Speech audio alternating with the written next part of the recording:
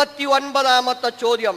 മുസ്ലിയാരെ, ഫൈസൽ മുസ്ലിയാരെ, സൂറത്തുൽ അഅദിലെ 11-ാമത്തെ വചനത്തിന്റെ അടിസ്ഥാനത്തിൽ റബ്ബിനോട് പ്രാർത്ഥിച്ചാൽ ആ റബ്ബ് മലക്കുകൾക്ക് കൽപ്പന കൊടുത്താൽ അവർ നമ്മെ സഹായിക്കും അല്ലാഹ് പറഞ്ഞിട്ടുണ്ട്. അതാണ് ഇസ്ലാമിന്റെ ആദർശം. എന്നാൽ മലക്കുകൾ ഇഷ്ടപ്പെടുന്ന സമയത്ത് മലക്കുകളോട് ചോദിച്ചാൽ, വിജനപ്രദേശത്തെത്തിയാൽ മലക്കുകളോട് ചോദിച്ചാൽ അവർ നമ്മെ സഹായിക്കുമെന്നതിന് ഖുർആനിൽ നിന്നും സ്വഹീഹായ ഹദീസിൽ നിന്നും തെളിവ് വേണം. 39-ാമത്തെ ചോദ്യമാണ്.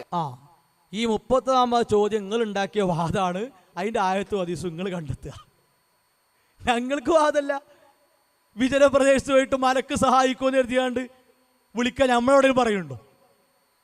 നമ്മളെവിടെ പഠിപ്പിക്കണത്? നമ്മൾ അള്ളാഹിനോട് തേടാനും അള്ളാഹിനെ വിളിക്കാനും പഠിപ്പിക്കണത്. പിന്നെ മൂപ്പര് ഇടയിൽ കൂടെ ഒരു കാര്യം പറഞ്ഞു. എന്താ അറിയോ?